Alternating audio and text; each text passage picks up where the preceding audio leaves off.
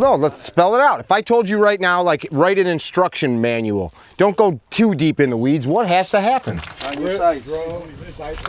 Press the trigger whenever the bore is on target. Say it again. Press the trigger when the bore is on target. Again, please. Press the trigger when the bore is on And target. can I get an amen one more time? Amen. Press the trigger when the bore is on target. All you got to do is, so your job, especially when we're moving, is align the bore, so the hole, the pipe, and flip a light switch simultaneously. You're just lining shit up. Your sights are nothing more than a measuring device. Your dot, right? It's just all it is a relationship, an optic, a crosshair. As long as that thing is aligned, front sight, rear sight, right? As long as that front sight's kind of dancing around in the rear, doesn't need to be perfect, just in that rear.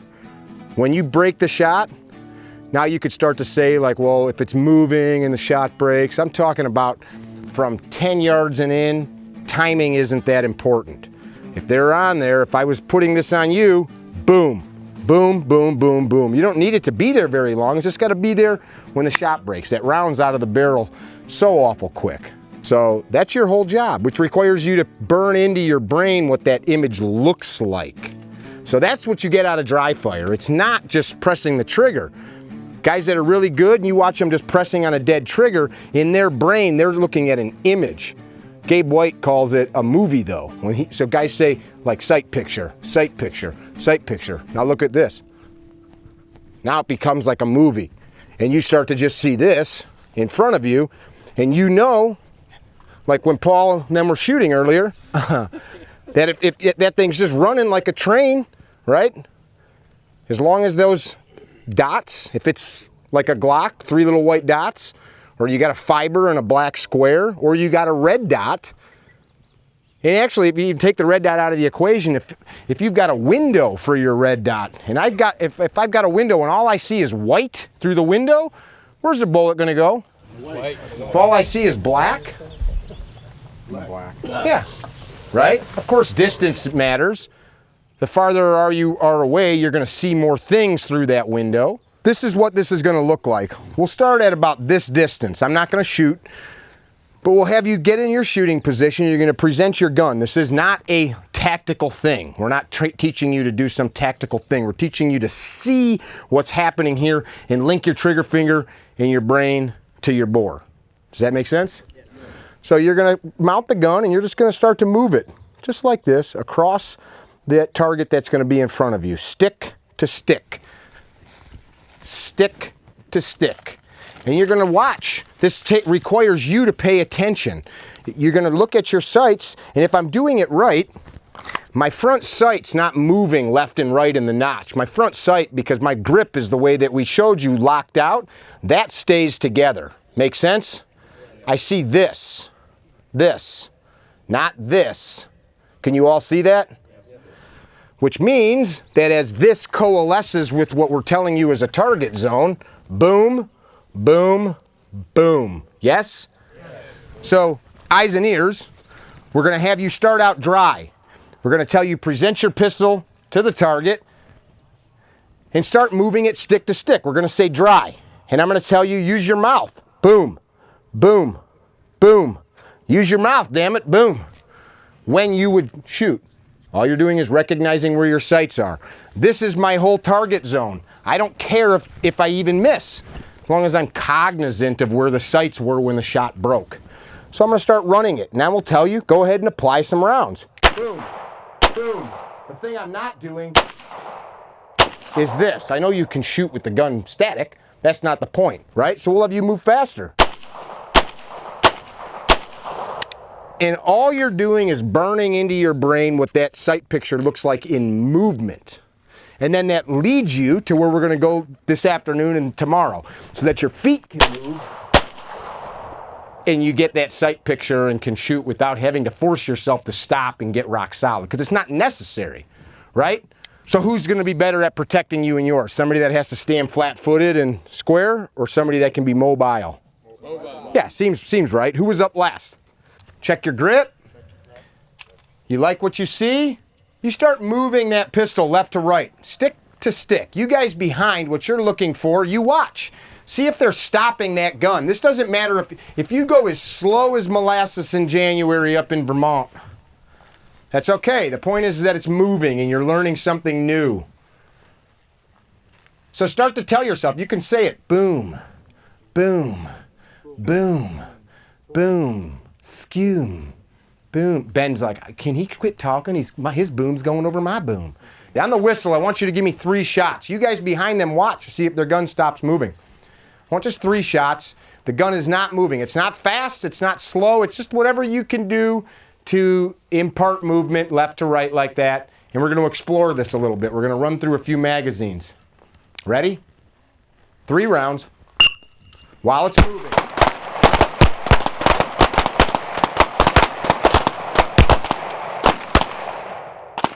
So your finger can stay on the trigger the whole time, of course, when you're up mounted behind the sights.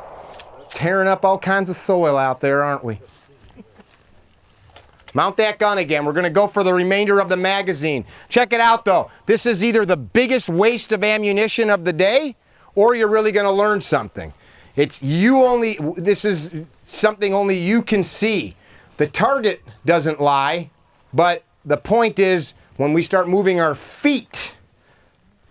So you're just training in what that looks like. Who shoots clay pigeons? Or hunts birds, or has ever shot like a moving target? It's not hard to do once shooting clays. Once you sort it out, it's not hard at all. I'll even take out of the equation the larger shot pattern. I've done it with a rifle, I've done it with a pistol, done it with a .22. It's the same thing. You just put it on there and press the trigger. Let's do it again. We'll go through the rest of the mag. On the whistle, start moving it left to right, left to right, left to right. And you guys behind them, if you see them stopping, tell them, hey, you're stopping. You keep moving.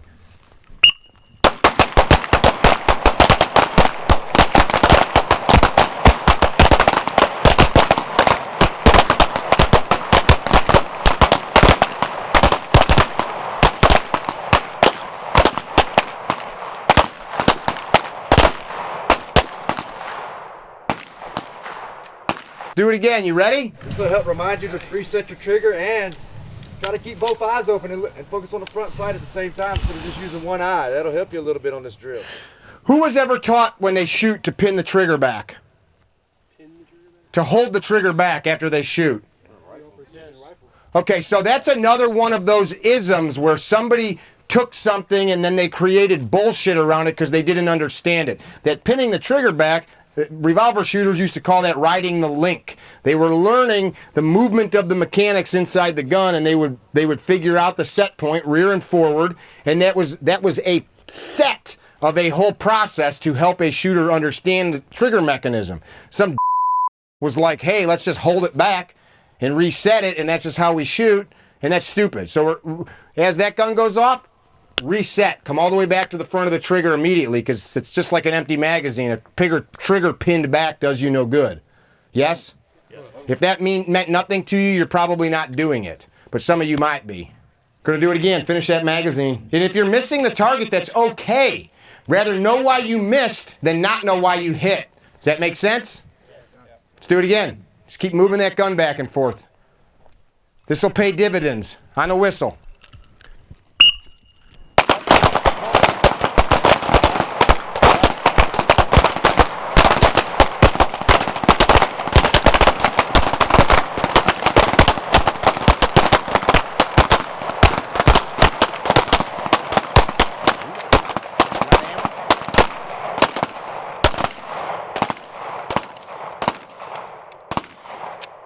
All right, that makes sense?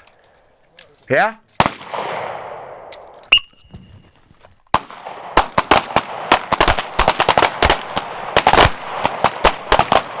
The objective is not to go fast or slow. You're just training your brain. I mean, this is fun. You guys could sit and do this for hours with an empty gun, and eventually you will start to see things that you didn't see. Side note to this, as we continue for all of us, you talk to guys, if you can, make friends online with guys like JJ Ricazza and Max Michel. They'll answer your questions. These are world champions. They are the Michael Jordans of shooters. And ask them things like, hey, what do you see when the gun's in recoil? What do you see when you pitch the gun to another target? What do you see as the gun comes out of the holster? And they'll tell you, or go to their classes. They're not seeing what you think that they need to see. Because you're talking about a fraction of a second in time. So what this really is a trust issue. Do I trust what I'm seeing?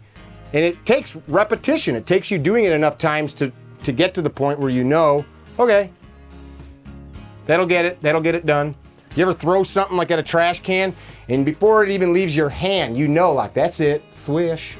Or a basketball is even better. What's happening? Your subconscious, that deep part of your brain's like, yeah, what we just did, that's the equation. And then it goes in, right? That's what we got to get to here. Do it again. Go for a whole mag. My undies are bunched up right now.